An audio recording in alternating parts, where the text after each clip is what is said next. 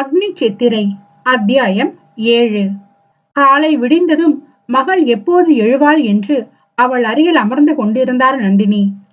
செல்வகுமாருக்கு இந்த விஷயம் தெரிந்தால் பெரிய பிரச்சனை ஆகிவிடும். அதனால் அக்னிக்கு அழைத்து இதை பற்றி கூற வேண்டாம் என்று விட்டார். 10 மணி ஆகியும் எழாமல் துயில் கொண்டிருந்தாள் அன்பினி. அசதியில் தூங்குபவளை பார்த்தவர் மனம் கவலையில் சோர்ந்தது. செல்வகுமாருக்கு குடிக்கும் பழக்கம் இல்லை. விக்ரம் கூட நிறைய பார்ட்டிகளுக்கு சென்றிருக்கிறானே தவிர இது நாள் வரை மதுவை தொட்டதில்லை. இவளுக்கு மட்டும் ஏன் இந்த பழக்கம் என நொந்தவர் பெருமூச்சு விடும் நேரம் எழுந்தாள் அன்பினி. தலையில் கை வைத்து அமர்ந்தவள் நேற்று நடந்ததெல்லாம் நினைத்து பார்த்தாள். உன்கிட்ட இதை எதிர்பார்க்கல. வீட்டு ஆம்பளைங்களுக்கே இல்லாத பழக்கம் உனக்கு எப்படி வந்துச்சு? அதுவும் நிதானம் இல்லாத அளவுக்கு என்று மகளை திட்ட தொடங்கியதும், என்ன பழக்கம் என்று கண்களை மூடிக்கொண்டு கேட்டாள். நேத்து ராத்திரி வந்தியே அந்த பழக்கம்தான் என்ற நந்தினியை குழப்பத்தோடு பார்த்தாள் அவள். அப்படி பார்த்தா என்ன அர்த்தம்? எதுக்காக குடிச்ச? மகளை பார்த்தவாறு திரும்பி அமர்ந்த நந்தினி சினத்தோடு கேட்க, என்ன? அதிர்வோடு அன்னையை நோக்கினாள். அப்பாவுக்கு மட்டும் இந்த விஷயம் தெரிஞ்சிருந்தா என்ன ஆகி இருக்கும் தெரியுமா? வர்ற கோபத்துல 4 வைக்கணும்னு தோணுது. உன்னை சொல்லி தப்பில்ல. இந்த அளவுக்கு நீ கெட்டு குட்டிச்சவரா போனதுக்கு நாங்க தான் காரணம்.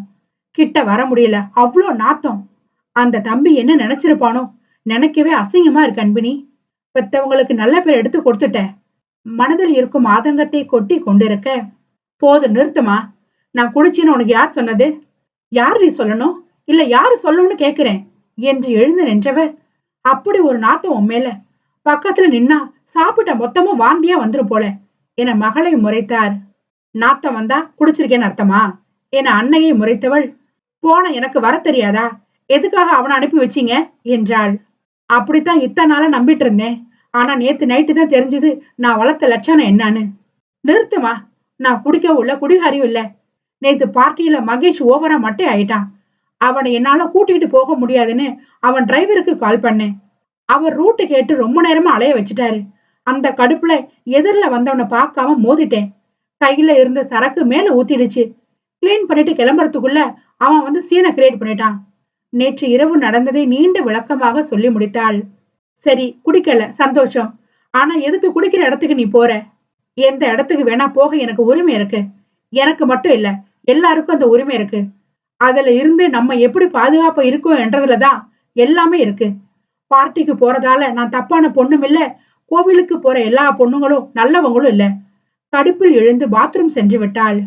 இதெல்லாம் பேச நல்லா இருக்கும் அன்பினி. பாக்குறவங்க நம்ப மாட்டாங்க. என்ன யாரும் நம்பணும்னு அவசியம் இல்லம்மா. உங்க பொண்ணை பத்தி உங்களுக்கே தெரியல, அப்புறம் எப்படி பாக்குறவங்களுக்கு தெரியும் என்று உள்ளிருந்தே குரல் கொடுத்தாள். ஆமாண்டி, உன்னை பத்தி தெரியாம தான் பெத்து வளர்த்திருக்கேன்.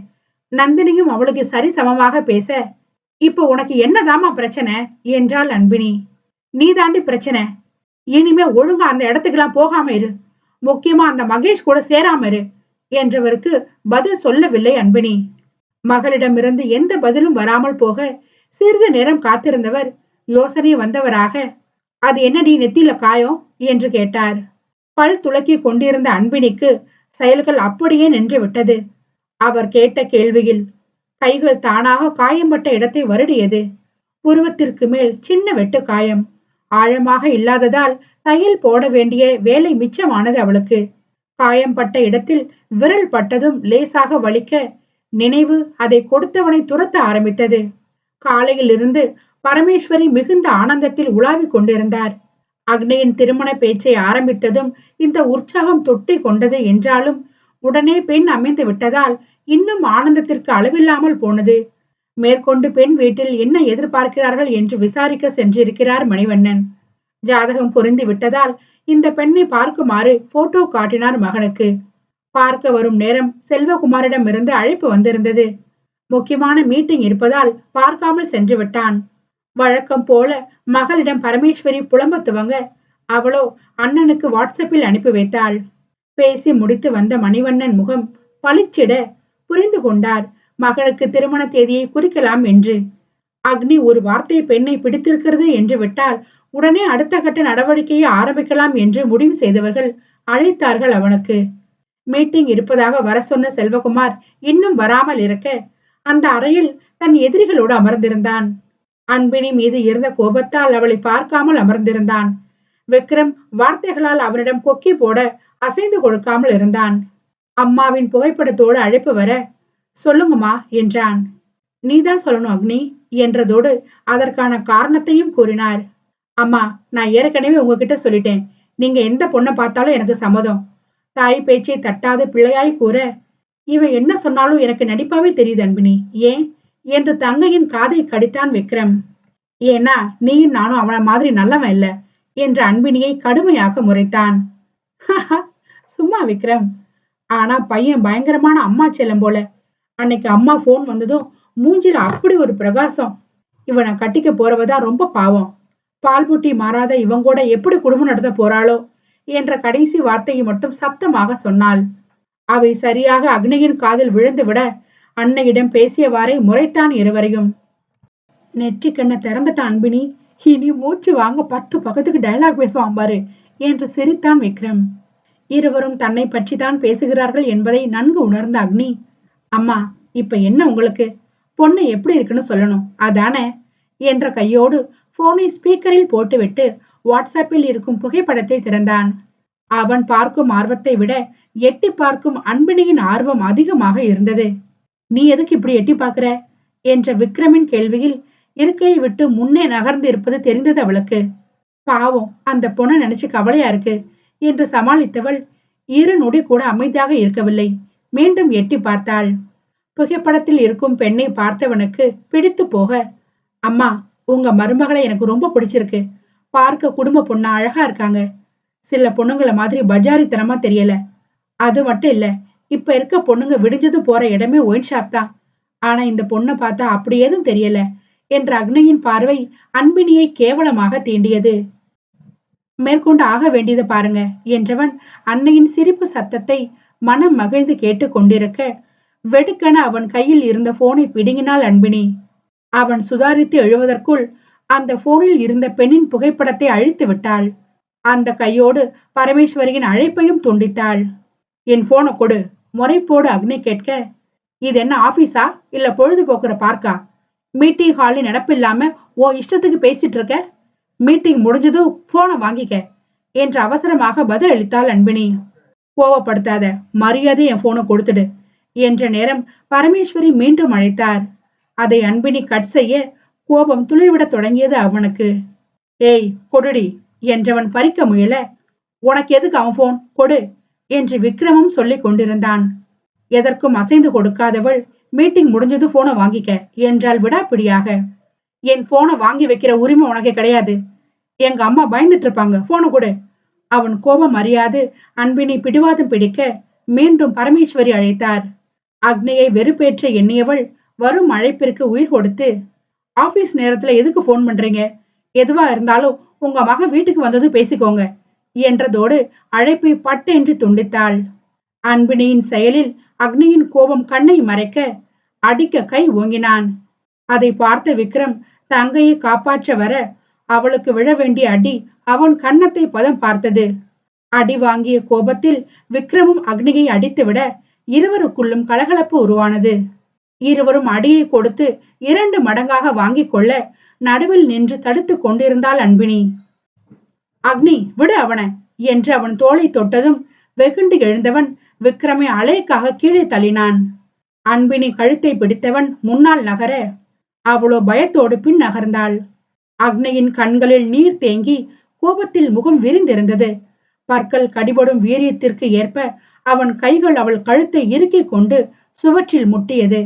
எடுத்த வேகத்தில் அன்பினி கைகள் இரண்டும் சுவற்றில் ஒட்டிக்கொள்ள, கொருடி போன என்றான் கரகரப்பான குரலில். மூச்சு வாங்கியது அவளுக்கு. அவனிடமிருந்து வெளிப்பட்ட கோபத்தின் அனலை தாங்கிக் கொள்ள முடியாதவள் பதில் சொல்ல முடியாமல் அரண்டு பார்த்திருக்க, கழுத்தை பிடித்து முன் இழுத்தவன் முடியையும் சேர்த்து இழுத்து கொண்டு சுவற்றில் ஓங்கி அடிக்க முயன்றான். அதை கண்ட விக்ரம் பதறி அடித்து தங்கையின் அருகில் ஓட அவளோ கண்களை மூடிக்கொண்டாள். அவன் கைகளை பிடித்தபடி 1 இன்ச் இடைவெளியில் நினைத்ததை செய்யாமல் நிறுத்தியவன், போன் எங்க என்றான். வேர்வை துளிகள் பயத்தில் கொப்பளித்தது. உயிர் பயத்தில் கைகள் தானாக டேபிளில் காட்டியது. அவள் பார்வைக்கு திரும்பியவன், எடுத்துட்டு வாடா என விக்ரமுக்கு கண்ணை காட்டினான். அக்னியின் கோபத்தில் அரண்டு இருந்தவன் தங்கையின் உயிரை காப்பாற்ற விரைந்தான். போனை அவனிடம் நீட்ட ஒற்றை கையால் பாஸ்வேர்டு போட்டு திறந்தவன் அன்னைக்கு அழைத்தான். அன்பினி பேசியதில் பயத்தோடு அமர்ந்திருந்த பரமேஸ்வரி உடனே எடுத்து, அக்னி, என்ன பாச்சு, ஏதாச்சும் பிரச்சனையா என குரல் விடவிடத்து கேட்டார். அம்மாவின் குரலை கேட்டவன் அந்த 1 இன்ச்சை குறைத்தான். கழுத்தை சுவற்றோடு அழுத்தி, ஒண்ணு இல்லம்மா, முதலாளி பொண்ணுதான் பேசினாங்க, கொஞ்சம் துடுப்புத்தனமா இருப்பாங்க, வேற ஒண்ணு இல்ல என்று சிரித்த முகமாக பேசினான். அன்பினி, விக்ரம் இருவரின் கண்களும் எவ்வளவு முடியுமோ அந்த அளவிற்கு விரிந்தது. அவனின் மாற்றத்தை பார்த்து கண்ணில் கோபம் கொழுந்து விட்டு எரிய உதடுகள் பல வளர்த்தது. பரமேஸ்வரியை சமாதானப்படுத்தியவன், எங்க அம்மா கிட்ட சாரி சொல்லு. சிரிப்பை நிறுத்திவிட்டு ஆக்ரோஷமாக அவளுக்கு மட்டும் கேட்கும்படி கூறினான். அன்பினி புரியாமல் முழிக்க கழுத்தில் அழுத்தம் கொடுத்தவன், கேட்கலனா செத்துடுவ என்றான். கண்கள் படபடக்க அழுத்தம் கொடுக்கும் கைகளுக்கு மேல் தன் கைகளை வைத்து விடும்படி கெஞ்சினாள். கேக்குறியா என்றவனுக்கு சம்மதமாக தலையசைக்க கையை விடுவித்தான். சாரி ஆண்டி என்றால் வராத குரலை வரவழைத்து. அவள் மன்னிப்பை ஏற்றுக்கொள்ளாத பரமேஸ்வரி சிரித்த முகத்தோடு பேசி அழைப்பை துண்டிக்க, விளையாட்டு வேணே ஆகிடாம பாத்துக்கோங்க என்றவன் அடுத்த நொடி அவன் இருக்கையில் அமர்ந்திருந்தான். என்னடா இது, ஏசி ரூம்ல வேர்க்குது என்று கசங்கி இருந்த சட்டையை சரிபடுத்தி கொண்டவன் ஏசியை இன்னும் தூக்கலாக வைக்க இருவருக்கும் பேயை பார்த்தது போல பயமாக இருந்தது. இருவரும் அரண்டு நின்றிருக்க ஒரு பொருட்டாக கூட மதிக்காத அக்னி பிடித்த பாடலை முணுமுணுத்தபடி தாளம் போட்டுக் கொண்டிருந்தான். வெளியில் கேட்கும் நடை ஓசையை வைத்து செல்வகுமார் வந்துவிட்டார் என்பதை அறிந்த அக்னி, மேடம், அங்க எதுக்காக நின்னுட்டு இருக்கீங்க, வந்து இங்க உட்காருங்க என்றான் பவ்யமாக. அன்பினி பயத்தோடு விக்ரமை பார்க்க, சின்ன முதலாளி, உங்களுக்கு என்னாச்சு, சட்டையெல்லாம் கிழிஞ்சிருக்கு என அவன் அருகில் செல்ல விக்ரமும் அன்பினியும் அரண்டு பின்னால் நகர்ந்தார்கள். உள்ளுக்குள் எழும் சிரிப்பை பெரும்பாடுபட்டு அடக்கியவன், இந்த வயசுல இப்படி அடிச்சுக்கிறீங்க, பாவம் சார் எப்படித்தான் உங்க 2 பேரையும் சமாளிக்கிறாரோன்னு தெரியல என்று கேலி பரிதாபம் காட்ட, என்னாச்சு சந்திரா என்றபடி உள்ளே வந்தார் செல்வகுமார். ஒண்ணு இல்ல சார், எனக்கு அம்மா ஒரு பொண்ணை பார்த்திருக்காங்க, அந்த போட்டோவை பாக்குறேன்னு 2 பேரும் அடிச்சுக்க ஆரம்பிச்சிட்டாங்க. நான் ரொம்ப பயந்துட்டேன் சார் இவங்க சண்டையை பார்த்து என முகத்தை பயந்த சுபாவத்தில் வைத்து கொண்டான் அக்னி. அதை ஏன் கேக்குற சந்திரா, இவங்க சண்டைக்கு ஒரு முடிவே இருக்காது வீட்டுல. இப்பதான் கொஞ்ச நாளா இல்லாம இருந்துச்சு, இன்னைக்கு இங்க நடந்துருச்சு. சில நேரம் ரத்தம் வர அளவுக்கு அடிச்சுப்பாங்க என்றவர் இருவரையும் பார்க்க அவர்களோ இன்னும் தூக்கத்தில் இருந்து எழாத குழந்தைகள் போல பார்த்து கொண்டிருந்தார்கள் அக்னி சந்திரனை. விக்ரம், உன்னை நம்பி பொறுப்பு கொடுத்தா என்ன இது, பாக்கெட்டை கிழிச்சிட்டு இப்படி நிக்கிற என லேசாக கிழிந்திருந்த பாக்கெட்டை பார்த்த செல்வகுமார் கோபத்தோடு கேட்க, அப்பா, இங்க ஒண்ணு நடக்கல, சின்ன பேச்சுவார்த்தை தான் ஓடிச்சு. குரல் வந்தது அன்பினியிடம் இருந்து. பக்கத்தில் நின்றிருந்த அக்னி மெச்சுதல் பார்வையோடு அவளை பார்க்க அவளது பார்வையும் அவனை மெச்சியது. நல்ல நடிகன் நீ என்று. பேச்சுவார்த்தைக்கு தான் சட்ட கிழியுமோ என்றவர் தன் இருக்கையில் அமர்ந்து கொண்டு, உங்க 3 பேரையும் வர சொன்னதுக்கு முக்கியமான காரணம் இருக்கு, வந்து உட்காருங்க என்றார். ஆசிரியர் முன்பு தலை சொரிந்து கொண்டு நிற்பது போல தந்தையின் முன்பு நின்றவர்கள் 5 நிமிடம் டைம் கேட்க முறை போடு தலையசைத்தார். வெளியில் சென்றவர்கள் தங்களை ரெஃப்ரெஷ் செய்து கொண்டு உள்ளே வர சிரிப்போடு அமர்ந்திருந்தான் அக்னி. கட்டுக்கடங்காத கோபம் இருப்பினும் தந்தை முன்பு அமர்ந்தார்கள் இருவரும். இந்த கான்ட்ராக்ட் நம்ம கைக்கு நிச்சயமா கிடைக்கணும், ஏன்னா இதுக்கு போட்டி போடாத ஆட்களே இல்லைன்னு சொல்லலாம். புதுசா வந்தவங்கள்ல இருந்து இந்த ஃபீல்ட்ல கொடி நாட்ட அத்தனை பேரும் போட்டிக்கு வருவாங்க. அவ்வளோ பெரிய போட்டியில நாம வாங்கிட்டா அதுவே போதும், கம்பெனி புகழ் எங்கேயோ போயிடும். அது மட்டும் இல்ல, அடுத்தடுத்த கான்ட்ராக்ட் எடுக்க இது பெரிய உதவியா இருக்கும். கம்பெனி ஆரம்பிச்சு 50 வருஷம் ஆக போகுது. அந்த அடையாளத்தை கொண்டாடும் போது இந்த ஒப்பந்தமும் நம்ம கையில இருந்துட்டா போதும், இன்னும் பல வருஷத்துக்கு நம்ம கம்பெனி பேரு நிலைச்சு நிற்கும். இந்த விஷயம் அக்னிக்கு ஏற்கனவே தெரியும் என்பதால் பெரிதாக அவன் அலட்டிக் கொள்ளவில்லை.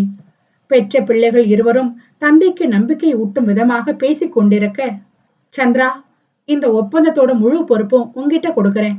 கூடவே இவங்க 2 பேரும் இந்த வேலை முடிகிற வரைக்கும் உன் கூடயே இருக்கட்டும்.